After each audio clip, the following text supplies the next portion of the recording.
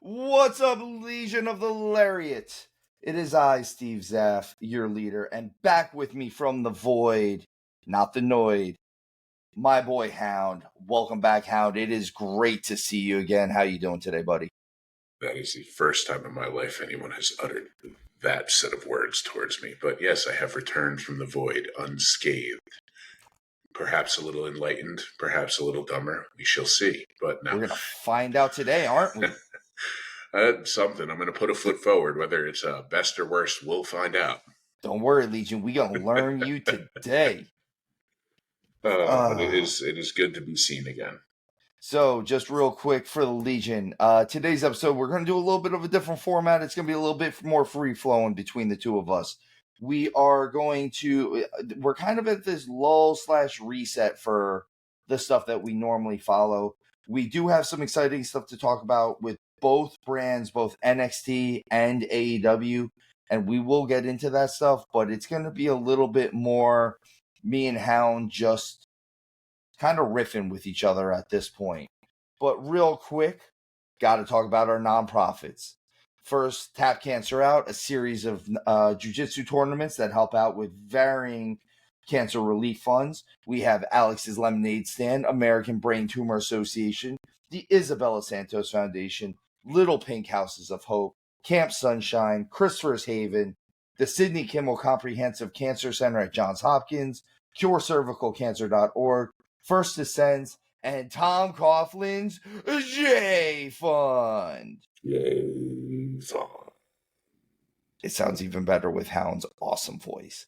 The other one that I always like to show the screen for is the Hurricane Milton and Helene relief effort being done by the American Red Cross. Please, folks, so many people from these storms this hurricane season are kind of left without anything realistically. There are, especially some of those areas of North Carolina where you're down in some valleys, and I don't know if anyone realizes this, but dams aren't made to break, and well, they did. So some of these people are really, really left without nothing, and every little bit that you can do helps. As always, we will make sure that the links to all of this are in our description, whether you're watching this on video or listening to us on varying streaming networks.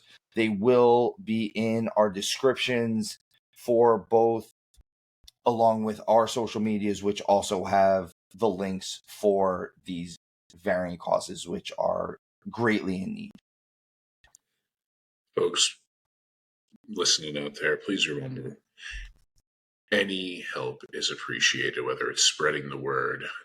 I know not everybody is in a position to do something financially and donate monetarily, but spreading the word, getting this out in front of people.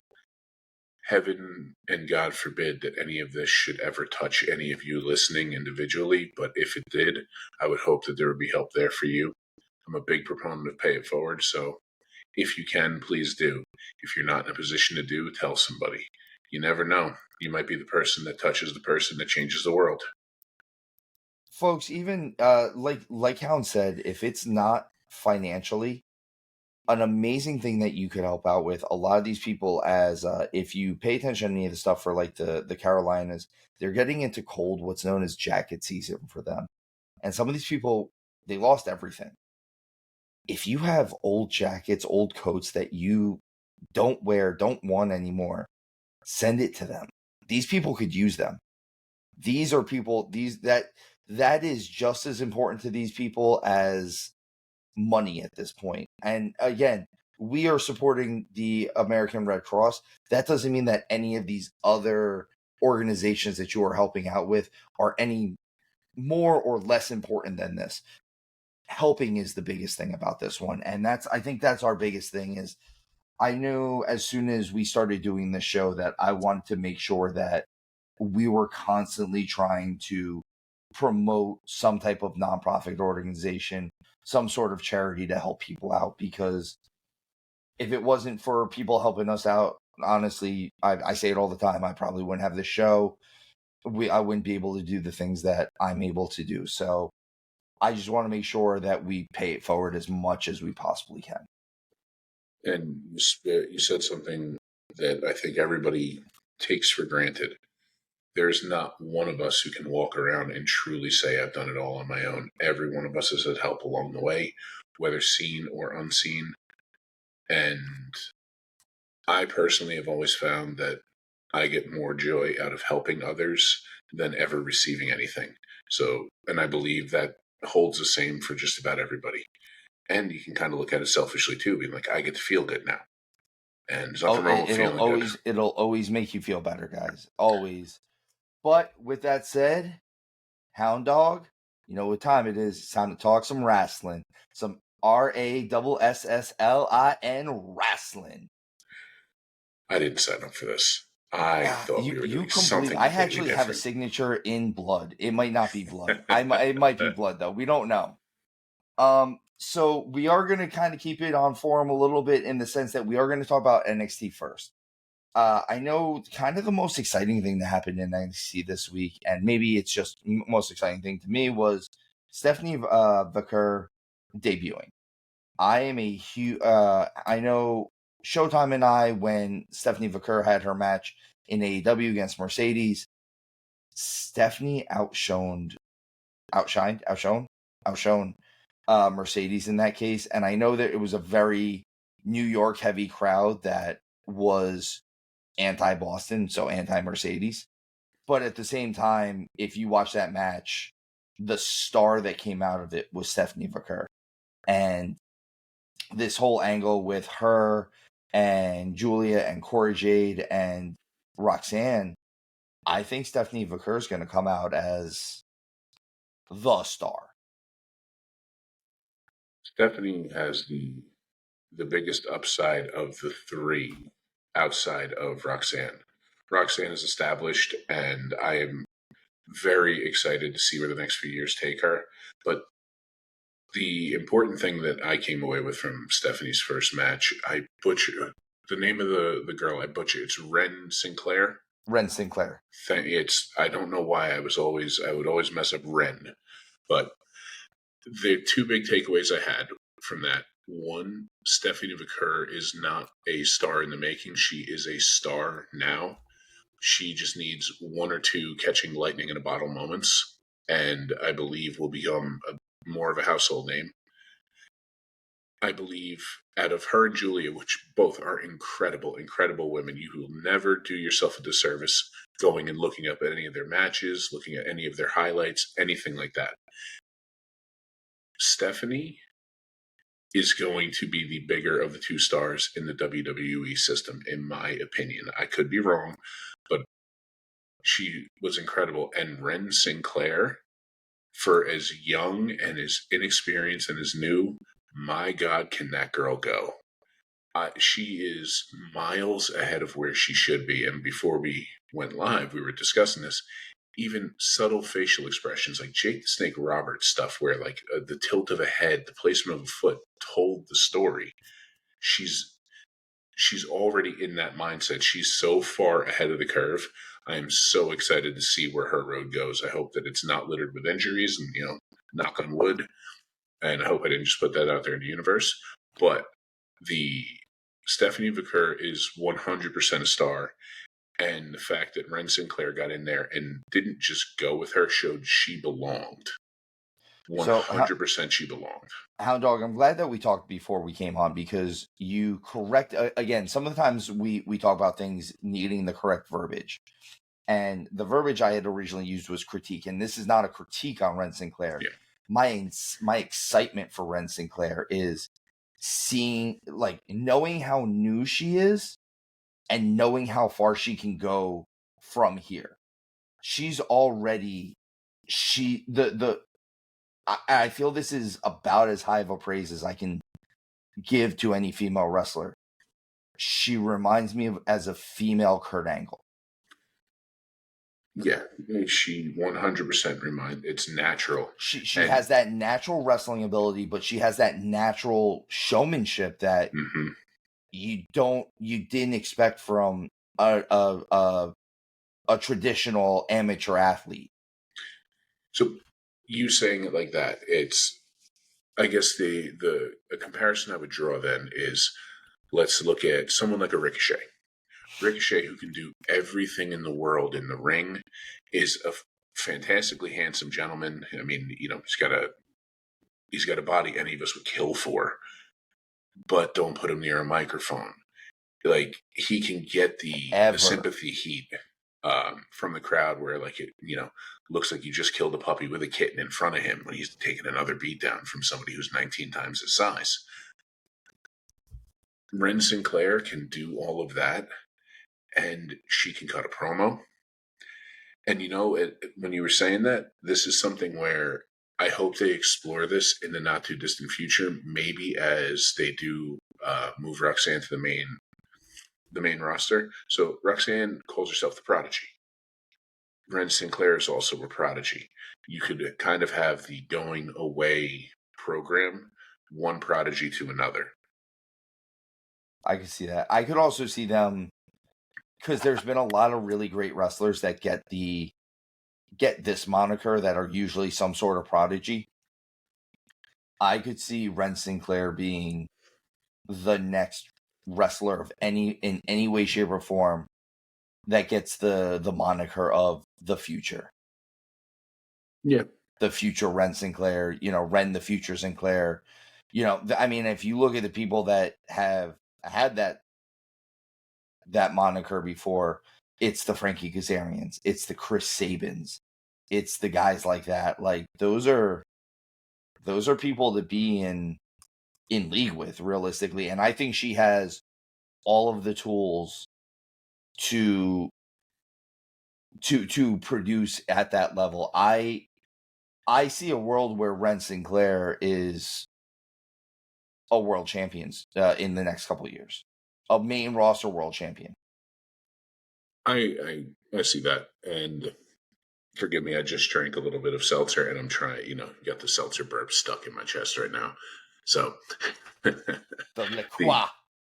My LaCroix. The crux. But I'm excited and that's a great way to look at that with her when you're talking, because that's high praise, putting her up there with a Kazarian and types like that. I almost feel bad that I'm gushing over her the way that I am, because it's almost hard to live up to the praise that we're giving her right now, just because I just described her in the same terminology as Frankie Kazarian and Chris Sabin and Kurt Angle. Okay, and I see where you're going with that, but also remember, like, everything ebbs and flows. Everything, sun rises, sunset. Everything, the pendulum gets over here, it's got to get all the way over here. So she'll go through a time where there'll be a storyline where she's not booked well, and it's not hitting with the crowd the right way. 100%, that's the ebbs and flows of it. It happens to everybody. And that will be the true test of where she goes with that. Because look at John Cena, who was Super Cena. Everybody loved him. And then people were like, wait a minute. No, let's go Cena. Cena sucks. And the fact that he rode that wave the way he did, that'll be the test. Granted, it may never get to that point, but it will be the first time she's like super poorly received, how it goes over. Think of Ronda Rousey. Ronda Rousey was on top of the world, and the crowd booed her, and she had a meltdown.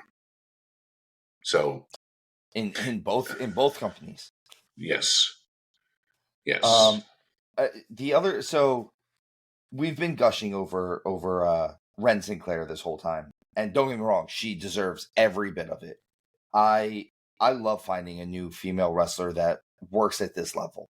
Mm-hmm. But I mean, kind of what we started with was Stephanie Vaquer, and like we said, kind of like you said, she's not going to be a star. She is a star. And I definitely see, out of all of this, Stephanie Vaquer probably will end up being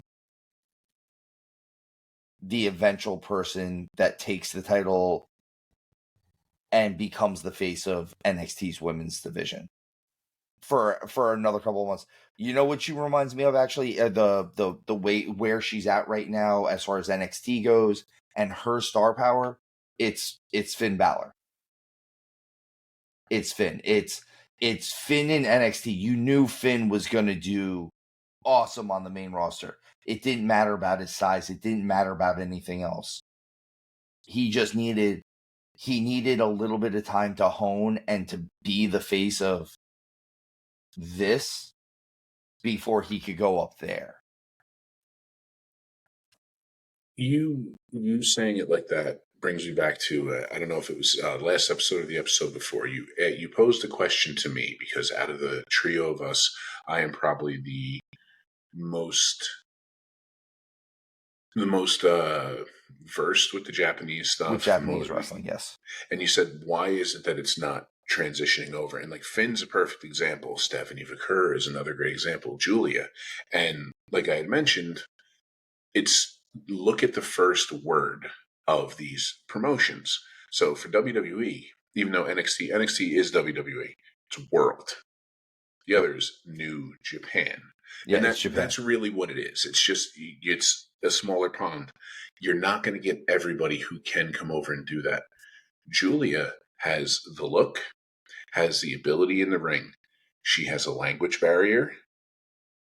And that, if she can get over that and get enough English going, the crowd 100% will fall in love with her. She's a stunningly gorgeous girl. And she can go in the ring. Stephanie Vaquer doesn't have that issue. She doesn't, at least not the same language barrier. Yes. Like, because she comes from more Spanish-speaking culture, I feel like she speaks better English. Her English is better than, say, Julia is. There is a slight one, but it doesn't sound so broken up. And I don't want to sound like the dumb white guy here or the dumb American, but the fact of the matter is American wrestling fans will either automatically chastise you or fall out of love with you if they can't understand you a lot of times. And I hate to use them as this one. Shinsuke was a prime example of this. Shinsuke in NXT was awesome because they just rode what Shinsuke was. He was this amazing worker in the ring who did eccentric stuff, and it was cool. The worst thing they ever did was the second they brought him in onto the main roster, they put a mic in his hand, and they didn't just put a mic in his hand, they gave him the ability to talk, but they put his mouthpiece in already. So I don't think we're going to run into issues quite like that anymore. There's definitely a new guard there. And that's the other thing. Oh, I believe a lot of those issues, which were pervasive all the time and would come across, will be lessened with the regime and everything else. And, and this isn't being the dumb American or anything like that. Let's realistically, do you think there are more people in the U.S. who speak Spanish or Japanese? Come on now. And so there's that too. And plus she's not, is she, fluent in English? No, it's definitely still broken a little bit, but she's miles ahead of where Julia is in being able to communicate. Now, having said that, you can point to another thing. Asuka and Io Sky have the crowd eating out of the palm of their hands when the two of them just snap on each other in Japanese. Yeah, but that's a special scenario. I feel like that's special, and I think that's because even if you're not a woman or you're not into that sort of thing, we all kind of just imagine it's what happens at Asian nail salons, right? Like I'm serious. Like, oh, so pretty. I make so pretty for you. And then like while they're talking to you, oh, you do that. You should break up with him. He no like you. And then they yell at each other, and you're scared that, like, I've talked to my wife and I've talked to other women that have gone through this, where it's like, please don't cut my finger off while you're snapping in whichever Pacific Island language you are using right now. So completely off topic. And so Legion out there, in our real life, Steve and I have been friends for, good Lord, north of 2 decades. We have another gentleman. We are definitely over 2 decades at this point. We have another gentleman in our friend group named Ken. Ken is of Filipino origin. And Ken is one of my closest friends on the planet. So when he was still in Jersey, we went to a Filipino restaurant, him and I. And when I walked in, like he walked in before me, and when I first walked in, everybody in there was speaking English. The second they saw the 6'8" white guy, the entire place switched to Tagalog. Ken looked at me and goes, "They're talking about you." I was just like, Oh man. I was like, I love it. Sorry, just the whole language thing just made me have a No, memory, and no, I wanted to definitely. share it with So you and share it with the Legion. so Hound, I want to actually get something else out for NXT real quick. NXT, you actually said this to me first, and then someone else said it to me this past week. And that's that you guys truly believe that, because let's face it, HBK, Shawn Michaels, is probably not going to be in NXT forever. He's not going to be running things. He's already a bit of an older dude. He was full on retired, and he was happy being retired. He liked relaxing with his wife and his kid and all that stuff. But that your thought process is that CM Punk is going to eventually take over the running of the overall running of NXT at some point. First of all, I really like this idea. And part of the reason why I like this idea is one of the things that we've said, and I hate to say it because I don't want to beat the dead horse in this case, but one of our major flaws that we find with Tony Khan, and this is one that's not his fault, just in case you're and the Legion is wondering. So I'm not trying to run them over the coals in this case. But one of the things that all great promoters, all great bookers had in common was they sat under the learning tree, not Chris Jericho the learning tree, an actual learning tree of a great promoter / booker before them.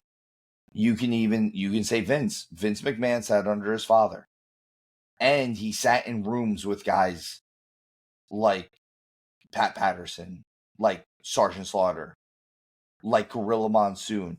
And if you listen to some of the reviews on, I'll go with Cornette on this one. Cornette talks about how Vince was really great at coming up with ideas, but he was smart enough to surround himself with people who knew how to execute the idea. So that I'm going to give Vince his flowers on that one. He knew what he knew, and he also knew what he didn't know. Tony, unfortunately, doesn't have that luxury of sitting at that learning tree. Now, anyone who's wondering, the fact that CM Punk is a Paul Heyman guy, Punk absolutely sat at that learning tree. If you listen to all the old stories, it's how Punk sat and learned from Paul different booking styles, different ways to do television, different. When he was in OVW, he really sat with them and learned. And I think it's interesting that Punk falls into that traditionalist booker idea in that sense. Do I think he would book NXT the same way that Shawn Michaels does? No. I think it would be a new NXT. It would be a new version of NXT, but I think it would be interesting to see the version that we would get with CM Punk. Do I think it would be a completely? No, I think it would transition. We would get a transitional period where certain things were the same, certain things were changing, and it would move I think it would move very nicely, actually. Okay, so I don't think CM Punk has hidden the fact since he returned. I think the thing that broke his heart most about the AEW thing is that's all he wanted to do. Yeah, He just wanted to help out with kids. He wanted to help out with the younger talent. Look, he's somebody who, all right, we know that, okay, you're not actually fighting for a title. He's somebody who wants the belt. He does. It's a thing to him. And like there's I don't know how true it is, but I've heard from multiple sources on YouTube and like dirt sheets, if you will, that I've read that Kevin Owens doesn't want a belt. Doesn't want a title belt. I have heard that. I heard that he does not want a title belt. He does. Like, I think secondary. I think it's part of his thing is because I've also heard he still hasn't renewed his contract yet. Well, And again, So we that is speculation at this point. We don't know how into the process they are. Nowadays, it's far, far different than how it used to be, where if you ever hear about old stories of contract negotiations, they would start off like 3 months in advance. Now, if you have like a year to 18 months left on your contract, now you start getting, hey guys, like we should sit down and figure this out. but yeah, but not to completely lose where I was going with that. Yeah. It's Punk does he I believe at some point, I'm not sure which main roster title he's going to have, but he's going to have it. I don't think he would have come back without it. I mean, that's why he had held the AEW title, what was it, twice? 3 times? Whatever it was, but it was multiple times. Twice, and the second time was he didn't lose it. That was when he got hurt. Yeah. And he came back. So the thing, this is the only fear I would have. And I think CM Punk, and again, and this is me starting, he's growing on me more and more, as you know, which is good, because I've always wanted to like the guy. He just always kind of, he's come across as somebody who I wouldn't hang out with in real life, and that's all it is. Not to never wish ill upon the gentleman, and I'm glad that he's doing well. I hope, because he is a very petty man and he will admit it, I hope that when he eventually steps into that role, he doesn't try to overdo it or to have everything be a middle finger to Tony Khan, because that could go horribly wrong quick. Like, that could turn left fast. If he I don't think he will. I don't think he will either. Have to put it out there. So I will say this. I don't think it will, only because of the CM Punk that we have now. I think if this was CM Punk a couple years ago, it might be. I don't think we get that CM Punk now. I think honestly, the CM Punk we get now is much more geared for the big picture of the business. That's always that's, and again, if even the way that him and Drew have been delivering for this program that they just got done with, I don't see him not doing what's right for business, so to speak. Well, he also in AEW, how do I want to word this? He was bigger than Tony Khan, and nobody's supposed to be bigger than the owner, the president, whatever. Like, that, ultimately, sure, bigger name, people know who it is, everything else. But not to steal Roman Reigns' phrase here, but when Tony Khan walked in the room, everybody should know that when they sat down at that board table, he was sitting at the head of it. And you could argue that CM Punk was sitting there, and Tony Khan relented to that. And I get that, and I think a lot of that has to do with Tony Khan's age, and just the fact they're still only 5 years old. But again, let me crystallize this point. I don't think Punk would do that. It's more anything that I'm thinking. I try to present a counterpoint in case somebody wants to say, I agree with this because of A, B, and C, or I disagree with this because of X, Y, and Z. Just to have a conversation going, because I believe that's where you find the most productive things and where you can have the most Venn diagrams cross over each other and reach the most people. And I love nothing more than a good conversation. So I think CM Punk has grown up, and he's also got Triple H and the TKO board that are going to be like, no. Like, nobody cracked the whip on him over in AEW. There are quite a few people, including The Rock, who will go down there and just smack him and be like, stop it. Yeah, that's a no. Yeah, just 4 across the eyes. At the same time, though, I'd be really excited to see what he could do running NXT or running the creative side of NXT, at least. It kind of makes me excited, because I think we would, as much as we talk about how much we love TNA, I think we would start getting a wrestling product. NXT is already kind of that wrestling product for WWE. I could see Punk being in charge, turning it even more into the wrestling product, the wrestling show. The nothing here. We don't do overly silly stuff. We don't insult your intelligence. We present men and women fighting in this ring over to settle their differences. And I could see it being very good because of it. Yes. What is it? Keep it simple, stupid. Keep it simple, It's stupid. SmackDown is your cinema. Okay, this is where your bloodline is. This is where we're telling this story that I think is going to be unfolding for at least the next couple of years. And I'm hoping Cody Rhodes' part in it is going to. He's going to be back involved with it sooner than I'd like it to be. But then I'm hoping there is a long separation there. So Raw is going to be more of your everyman show. This will be the thing where you got a lot of folks who get together, dads and kids, moms and kids, on Mondays on Netflix when it goes there. Hey, this is our popcorn night, and they watch a couple matches. It's Monday Night Football, basically. I realize it's both on Monday, but it's Monday Night Football. It's going to keep going, and a lot of times you're going to watch it just because it's been around forever. Yeah, and you know as well as I do, the majority of people, you sit down and you watch one Raw, there will be something about a storyline that grabs a hold of you, and you'll be like, and you'll watch the next week to see what's going on with it, and then maybe it doesn't land, and you're like, all right, whatever, and you go on. But I don't know of many people, unless like Raw is a complete dud, or it's a go-home show, where people don't tune in for the next one because you do get a little bit invested.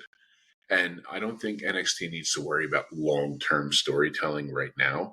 Of course, you need to have a little bit, but when it comes to the cinema portion, that's going to be the SmackDown portion of things.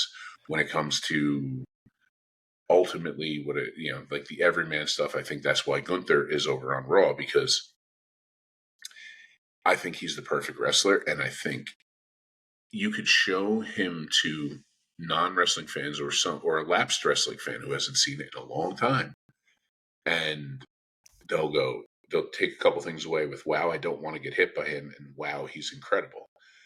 And NXT can kind of, if with Punk at the helm, they can kind of almost ROH it, like old school ROH it. And I who knows if he would want to bring back the whole handshake beforehand, because Ring of Honor was a big part of CM Punk and who he is and still is. But NXT could have its own identity there, which I think would do wonders to serve the younger talent coming in. Because if it's going to remain a feeder system, I think you need to focus on getting people out there on your 2-hour show. How many solid 7 to 9 minute matches can you put out a week? I mean, in 2 hours, you can do quite a few, actually. So you could realistically walk away with between, conservatively guessing, 5 matches and 2 segments, and that could fill the thing. And you give people time to practice their craft in front of a live crowd when it comes to, here's what I want to try out for this promo. That landed well. Let's see where this goes. Okay, that landed like a plane crash. Let's not do that again. And other than that, you can have you could constantly be doing something where there's a series of matches between 2 people heading towards a secondary or a main title, and have everything play out over the course of time leading into the next PLE for NXT, where competitor A and competitor B are having a best of 5 over these couple of weeks while the champion's watching on the whole time and critiquing and going back and forth, where it seems like almost the champion's offering criticism, and you see if that criticism is being taken to heart and it gets applied, and then into the next PLE, and then maybe that's a program going forward. That is a very, very rough idea there that could be fleshed out more, but I think you see where I'm going with it. And I think having something formulaic in that manner would serve the younger talent well. I agree. I think I could see him doing something, like I said, and this is all speculation and conjecture at this point, because until otherwise told, Shawn Michaels is the guy down there. except for when CM Punk stole his hat, and then it was a little weird. It wasn't the biker shorts; it was just a hat. All I know is Shawn Michaels believes. Shawn Michaels does believe. So Hound, let's get into AEW a little bit more. We're gonna talk about. Sorry about the dog. So It's all right, Stoli. Everything is fine.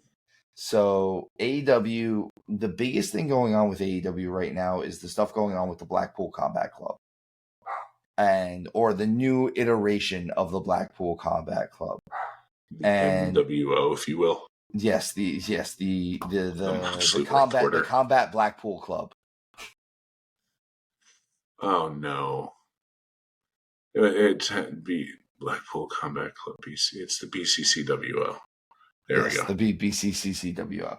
So, as far as they go themselves, I don't know if I have much of a problem with them as a group. I think they're menacing. I think they're intimidating. I think they do what they should be doing. I heard this recently, and I do slightly agree with this though. You have Jon Moxley, who's arguably, regardless of we have both gone on record, Jon Moxley is not our cup of tea. He is not. At least Jon Moxley of late. Jon Moxley of late is not the style of wrestler that we naturally navigate towards. With that said, he is still a star. He is a big, bright, shining star, and he's one of their biggest, brightest, shiningest stars. Having him on camera look the camera right in the face and say, "This place sucks," might not be your best bet to build outside of the audience you already have. Because, and the other side of this is, well, I'm a casual wrestling fan. I do know who Dean Ambrose is. I'm going to pay attention to see, oh, they made Dean Ambrose a bad guy. Okay, we can go with that a little bit, but I'm going to play devil's advocate on the other side. Let's see who we're going to get to go fight Dean Ambrose. Jon Moxley, who is a larger dude, and he's intimidating. And the group of baby faces that they have, who are the most altruistic baby faces that you are going to find in this case. The Hooks, the Orange Cassidys, the Darbys, and the Private Parties. They don't strike me as the group that can fight this new iteration of the Blackpool World Order. I love it. BPWO. Trademark it. Shirt now. I'm doing it. Okay. Before Tony can. I agree with what you're saying, because the visual of who they are doesn't apply. But I've been thinking a lot on that. We don't need that to apply right now. We really don't. So right now, and this is, I will say, Moxley's growing on me a little bit as well. And it's the thing that got to me is everything he did, he was trying to come across, at least the way I received it, was, I'm super tough guy, badass, blah blah blah. Which I'm sure he is. Ish, but unless you work at Walmart and face him in a jiu-jitsu tournament. And it's what I'm getting at there is, I like my odds if I had to have a scuffle, if you will, is at least how I perceive. Now, listen, I may be completely wrong, and maybe I would just get sparked, and that would be hilarious, just to see me just out cold on the ground. But I never got the whole, yeah, no, he'll kick my ass type vibe, like Cesaro or whatever you want to call him, Claudio Castagnoli. I don't even talk trash because he's on the same planet as me. Yeah, well, because he can carry you. Yes, with considerable ease. So, like, I will say this. Like, what are you going to do when he picks you up and holds you like a baby? Because you haven't been held like a baby since you were a baby. I know how large you are, sir. So, the we don't need those baby faces to be their chief competition now. There was another takeaway, and it wasn't just at the end of the pay-per-view for them. I believe it was the Dynamite after, where the Blackpool Combat Club kind of when they beat down Orange Cassidy, and it showed the Elite looking back at them. You can kind of the Elite looked weak there. And you kind of have to look weak when that happens, because if we're going to be going up who can do this, right now, you need to build a babyface toward it. Like, if you want to put Darby Allin that way and have this be a long-term thing where Darby does that, fine. But you need to start that now, and they might have started that at WrestleDream. Okada should not have looked nervous about Moxley. Moxley is doing a fantastic job of actually coming across as genuinely menacing, and having to be worried if he's in the same room as you right now. The group in general is doing a very good job of what they're doing. What they're setting out to do, at least it seems like. And as you said, they're just starting to heat. So you don't want to. I believe you used the term, if you throw too much seasoning in a sauce, you can ruin it real quickly. Mm-hmm. If you heat a sauce too quickly, you can ruin it almost as quickly. So I think that you almost don't need Moxley to defend this belt. You can almost not. You can half Roman Reigns schedule him with this. We don't need him in the ring every week, going and having a 50-50 with somebody. If you're going to have him in there, it needs to be like an 80-20. Have somebody fire out hot, and then Moxley mops the floor with them. Until you get that special moment. Yeah, in a few months. And if you want to give somebody who's going to be a legitimate threat, Okada's a legitimate threat. Hangman Page is a legitimate threat. Jay White's a legitimate threat. When Lashley gets there, Lashley's a legitimate threat. And we already know Moxley's not afraid of the death match, and we know Swerve and Hangman aren't afraid of it either. So unfortunately, I think we're going to be getting some kind of weird-ass death match with the three of them. But those are the only people right now. And truthfully, if you want this to work, Moxley has to walk away on top of all of them. I think he does. And so here's the thing is, I don't think we see Swerve get involved with this anytime soon. I don't think we see Lashley get involved with this anytime soon. All those guys that you just mentioned, I don't think that we see them get involved with this anytime soon, unless this is a very long-term thing. When I say long-term, I mean long-term by AEW standards, not necessarily WWE standards. So very similar to, and I know we keep referring to them as the new NWO because they are the new NWO, but a very version of how the NWO was in WCW in the beginning, where Hogan, they had guys that were going after Hogan, but even still, they weren't as believable because Hogan had this pack behind him. He had a wolf pack, if you will, behind him. Woo. So my thing is, and just hear me out. I was thinking about this after you and I spoke the other day about this, because those baby faces. Yes, I agree. Right now, those are the baby faces that we need. We need the altruistic, the most good of good, going after these guys, because we need them to get beat down. I hate to say it, but we need the villains to win. Anyone who believes that good wins in the end, it kind of falls on deaf ears. I don't know if anyone realizes this, but Evil's got a fuck ton in the trophy case. At the end, we need to be rewarded with the good guy, some version of the good guys winning. Yes, that has to happen. But I was thinking about this. I know there's never going to be a point where I believe that Hook can do it. There's never going to be a real point where I believe Private Party can do it. Orange Cassidy, there's this little part of me that might be able to believe it, but I get that they're having him be the reluctant leader almost. And Darby is obviously the heir apparent in this case. He is Sting. He's trying to be Sting. I don't think that the rest of that group, though, can back Darby.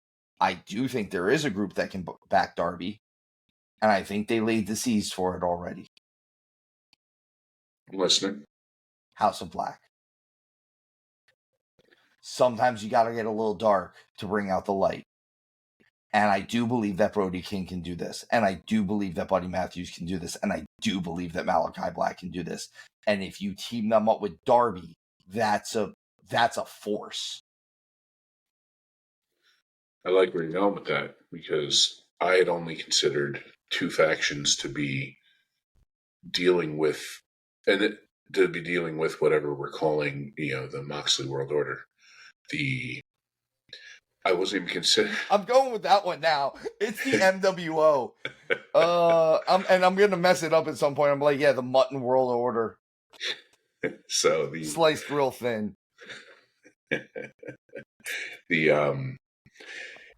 That says something really negative, not about your choice there, because I like where you're going with that, and that does tell a story with the whole Brody King and Darby thing, because the handshake at the end of their match at Wrestle Dream, there's a lot there that you can do. Like, hey, we found our common place, we found our common ground, and you're right, we need to fight.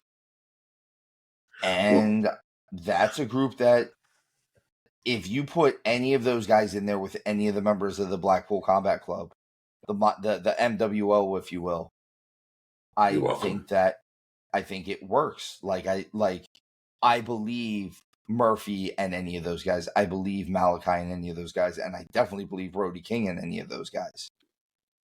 I would love to see Brody King and Claudio tear each other up, but I like that you brought that up, because the fact that I didn't even consider the House of Black in that, it shows how poorly they've been mishandled by AEW. But you know as well as I do, everything can be mishandled, and then once it's handled right, it's like it erases all of it. If you do it right. Now, you just need to do it right, but they would have to do it right off the bat here. Yes, I don't think you need to lean into this just yet. I think you could kind of slow build and simmer that. And I mean, realistically, we're towards the end of October right now. They could slow build and simmer this until either the last pay-per-view of the year or the first pay-per-view of next year. Yeah, and so now that you said that, this is the visual I have, and you can flip-flop the two. It can be either way. The more realistic is just somehow, for some reason, on a random offshoot Dynamite, you end up where Brody King you end up where the House of Black was wrestling in a tag match against two of them. And it's ending with a beatdown. And Darby comes out to kind of help Brody, and it's kind of reluctant. And who knows, maybe even Brody shoves him away, or the House of Black, after Darby tries to help them, maybe it even leads to Darby. They shun him in some way, shape, or form. Maybe he runs down there to try to help him, and he catches the hands too.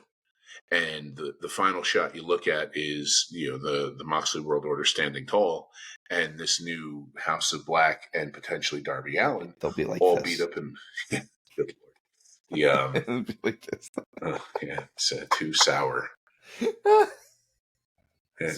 So sour. It'll be so sour.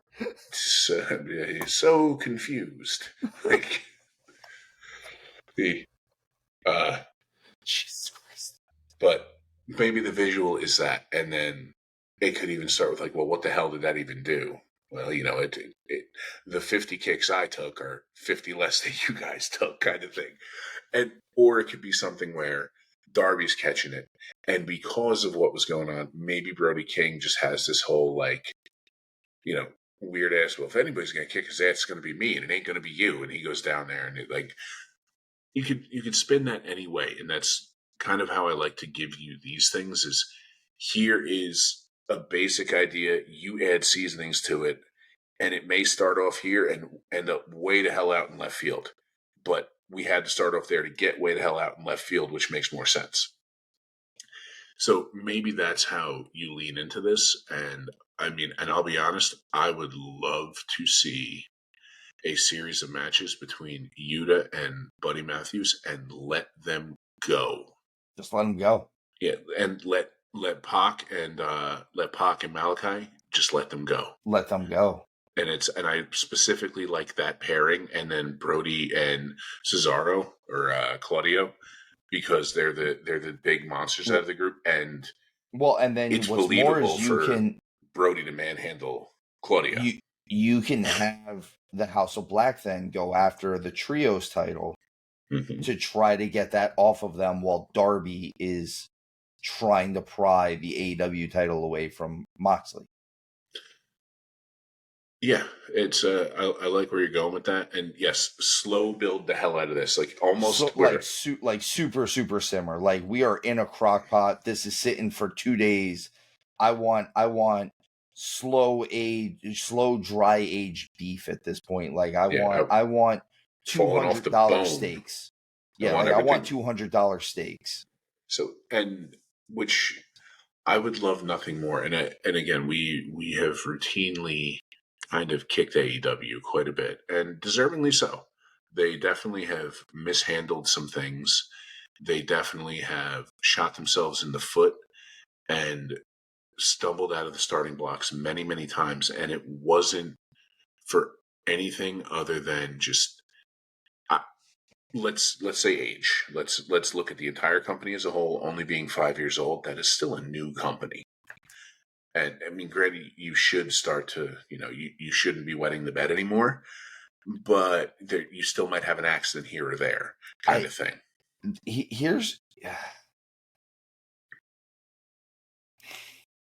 I want to say, so I'm not bashing them, because I don't want to keep bashing AEW. I feel like we unfortunately beat a dead horse with this sometimes, and I don't want to just be an anti AEW show. Tony books, and you could say the same thing about Vince back in the day. Tony kind of books for himself and the fan base that is like him sometimes. And the issue with that is, again, at the end of the day, in order to have a profitable, successful wrestling business, it can't be about you. It has to be about the it actually has to be about the fringe, the people who aren't watching you, because that's what you're trying to get. You're not trying to the 6 to 800,000 people every week that tune in for Dynamite are there every week regardless. The 2 to 3,000 people that fill up every arena are there regardless. They are the last remaining stand of the people who love AEW, if for no other reason, because they are not WWE. Doesn't matter that WWE has changed, has done better. They're not WWE, and we love them just for that reason, and we will stand by that. The issue is, though, is you still kind of need some of that WWE, TNA, New Japan. Like, you need some of the crowds that was watching WC, the actual crowd that was watching WCW in 1995, in 1994. Like, you need those types of people to watch a product. And unfortunately, depending on when you tune on, listen, you and I are about the same age, and it's really scary because we're the same age as Tony.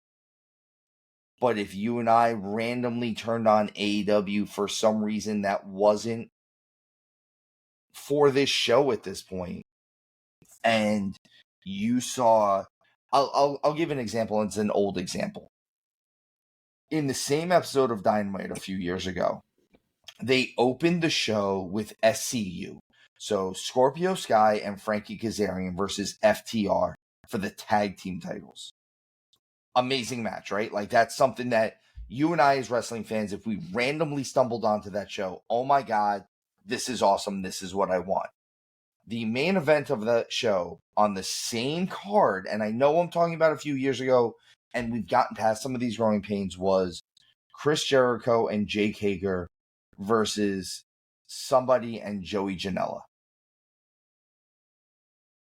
and like I think it was like Orange Cassidy and Joey Janela.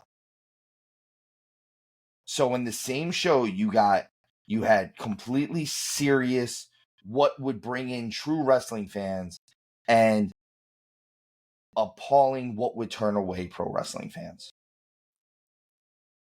All right, I see where you're going, and again, like I said, I'm talking about a few years ago, but they still do some of this stuff. So I see where you're going, and let's we can use a different form of media to describe what you're looking for.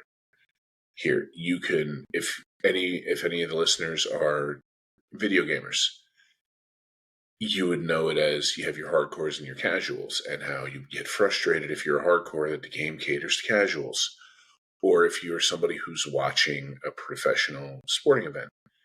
You need the people who only watch the Super Bowl, even if they're watching it for the commercials. You have to find a way to pull casuals in, which is why you need names. Which is why right now, they're not going to win that battle for them right now. They're not going to in the next couple months either. This is why everything that they're doing right now, and I'm not a big fan of the crazy work rate matches, but you know what? You need to have a talk with Osprey and them, and find a way to have a Forrest Griffin, Stephen Bonner moment, and have Osprey is a part of it as just somebody people can get behind. He kind of comes across as an everyman, and then you realize he's a goddamn superhero. He's a freak. He was invented in a lab. Yeah, bruv. So you need something like that where you can get 15-second clips that wow people. Because that's unfortunately that's where we're at now. We're at a time where people's attention we're in that social media. We're in the social media, Twitter, TikTok realm, man. Exactly, and it's people's attention spans, unfortunately, are less than that of a goldfish at this point. And you need to find a way to do that. But if you can grab enough people, because this particular guy or gal did this particular amazing thing, you can get people, and that you almost need to grassroots it here a little bit. Maybe that's not the best phrasing, but I think both you and the listeners will know what I'm going for when I say that. You need to have a groundswell again. And the only way you're going to do that, like if they could grab Roman Reigns, it would move the needle immediately, but there's not somebody like that. Yeah. You can go and grab the biggest person from Japan, which they did in Kazuchika Okada. Doesn't move the needle for America, Joe Blow. unfortunately. Yeah, doesn't move the needle average for Joe American Blow fan in Oklahoma City somewhere, who's, who knows New Japan is a thing, and maybe has seen like a thing where it's like, oh wow, look at that, has no clue who Okada AJ is. Styles was there for a while, cool. Yeah, it's so if you're going to do all of this is why you need to have, first off, you need to have MJF have a couple of more damn near cancelable moments that people can talk about.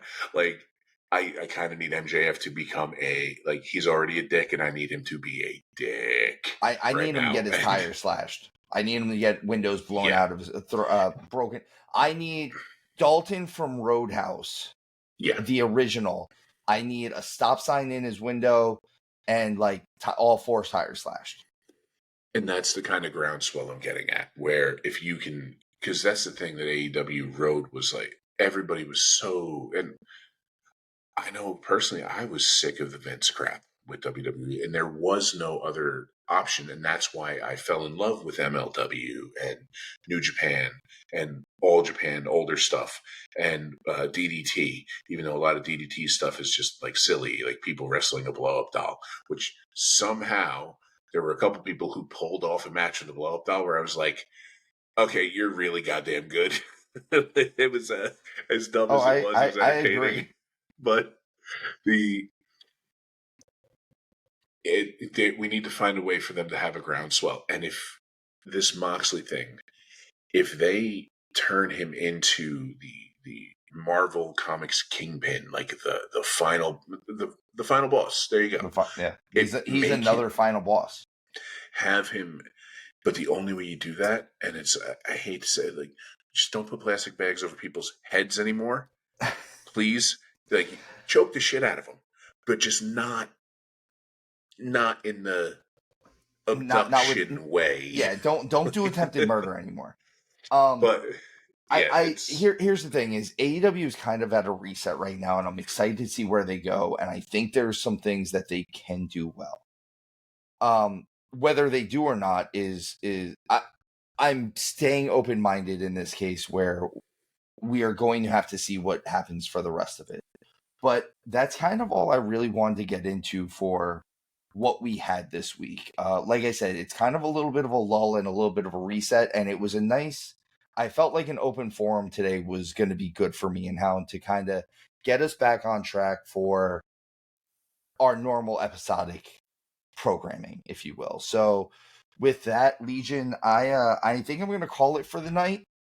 I Hound have dog. one thing I would like to share for the listeners to go and look for, because while scrolling while in the bathroom, I came across a clip, and we were just talking about people like the DDT doing silly stuff, and it was clearly an outdoor wrestling event, and I see a pro wrestler running and jumping the hurdles, and it turns out it's Takeshta, and he clears this last hurdle and hits the stiffest running kick I have ever seen, and puts a guy over another hurdle.